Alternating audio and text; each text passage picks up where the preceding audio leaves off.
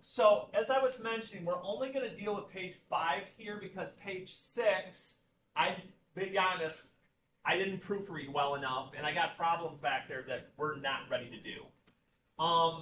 So reading directions in this section is critical, though, to not make yourself do more work than you need to. So, first things first, top section.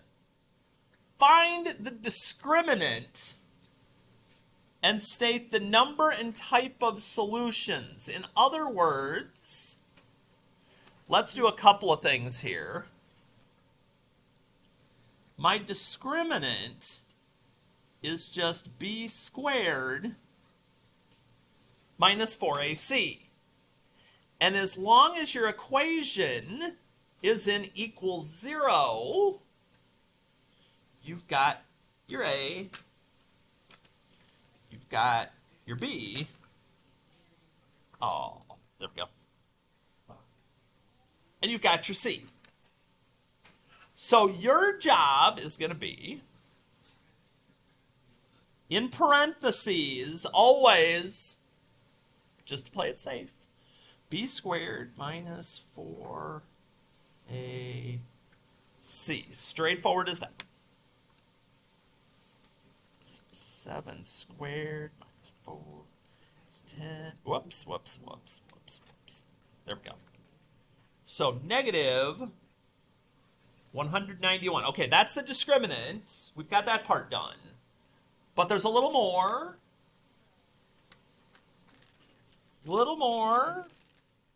So reminder, if we need the reminder, let me pull out my handy dandy notes here. If my answer is negative, which this is, I have 0 real solutions. So if it's negative, it's 0. If it's positive, it's 2. And if the answer is 0, it's 1. And just to prove a point like we did yesterday, because we got time for this, if I type my original equation in, and I just use x for everything, we don't want to try and use n on the calculator, that would be bad. You're going to be able to see here, hopefully, there we go, that my graph never crosses the x-axis. That's what we're talking about with solutions. How many times does it cross this? If it doesn't, there's none. If it crosses it a couple of times, that'd be 2, or whatever it happens to be. And so, the one other thing I will mention here at the top, Hardy, what the heck? A, B, Hardy, there's no number there. If there's, yeah, if there is no number there, your C is going to be 0. So if you ever have a blank spot or a spot that doesn't work, we make sure that's in there, but the formula is going to be the same. And I'm going to repost the notes up here and freeze them and show them to you on Classroom when we get done, in case you need to get them, because again, I want you finishing strong, so we want all the notes, and that's another thing I'm going to start mentioning as we get closer to finals. So that's the discriminant, the little one. Now, the bigger one, that's a little different. So now, when I move down a little further, solve with the quadratic. Oh, go ahead. Yeah. Solve with the quadratic formula. So I can either steal it off my note sheet. Here it is at the top. I could even jot it here quick. A little more to this one.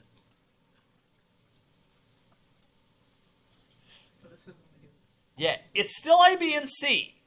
That has not changed. Nope, top one we were doing the discriminant. Now we are doing the quadratic.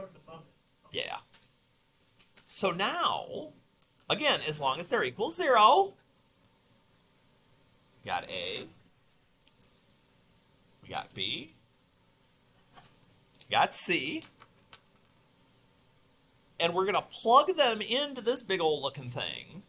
But again, the biggest thing with this is going to be watching your signs. Because this is the opposite of b. I like to say that instead of negative. The opposite of b, the opposite of negative 12, is positive 12. Plus or minus the square root of b squared, parentheses, minus 4ac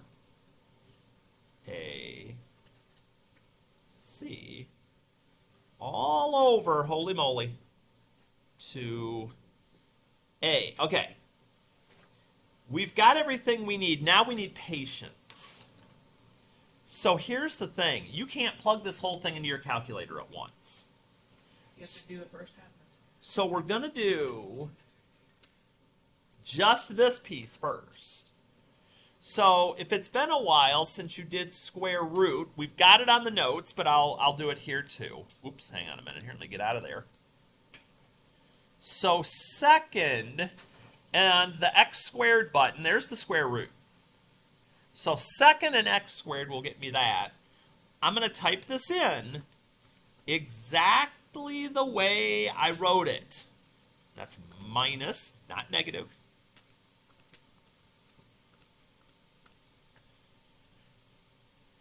Everything underneath the radical. Not doing anything else, just that. And I get 8 this time. So I've got 12 plus or minus 8. The radical is gone now. Over 8. And this should look kind of familiar because we did this before when we've been in other sections. So I'm going to have 12 plus 8 divided by 8. And I'm going to have 12 minus 8 divided by 8. Notice a couple of things here. I did parentheses. Let me show you why. See, there's a lot of whys behind what we do in math. So here's the right answer. We got 2.5 here. But check this out. If I just do 12 plus 8 divided by 8, I get 13. Ooh. So here's the thing. If I don't do the parentheses, the calculator's going to do order of operations. It did 8 divided by 8 first, and then just added its 12. So if you're worried that you're going to forget the parentheses, here's your other way to get around that. If you just do 12 plus 8 and hit enter first, then do divided by 8, you can get away with it without the parentheses. But if you want to be, I'm doing it all at once, Hardy. Okay, well, if you do that, make sure those parentheses are there, or you're not going to get the right answer. I'm just saying. And I get in there. So let's see here. Let's play one more. Let's go to the end. Number 8. Okay, we can do that. Do number 12. Okay, I'm in for this. Okay. So let's see here. Let me get this boxed out.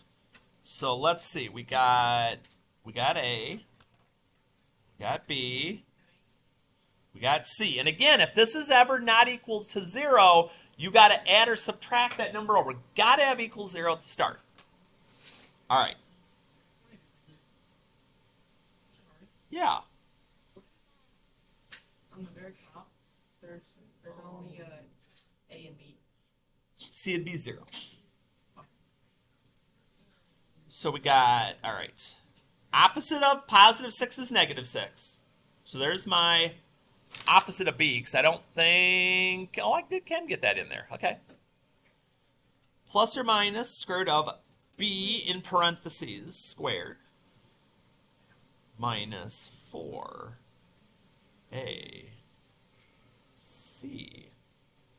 all over 2A. All over. It's all over for 2A. And just like we did on that first one, right there is my priority. So, second and x squared Exactly what you see is what you type. All the parentheses, the negative, everything under that radical.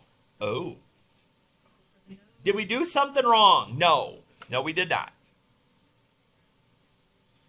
So here's what we're looking at. We got -6 plus or minus. Again, after this step, the radical is gone. We took the square root of it. So 25.5, let's say. And 2 times 7 is 14.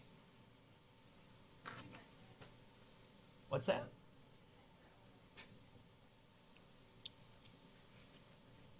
So now, we'll break it into 2 pieces. Equals 0, is it just one solution? It's, oh yeah, when you're doing the discriminant, yes. I had to stop and think for a minute on the question I was being asked. I'm like, wait a minute.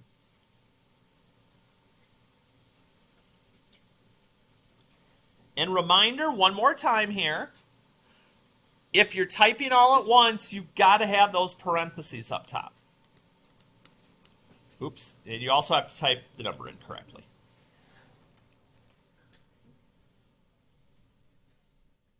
We'll go to the nearest whole. Again, if you want, you can, oops, again, Hardy, learn how to type. There we go. And then you can do the division after. That also works. So you have a choice.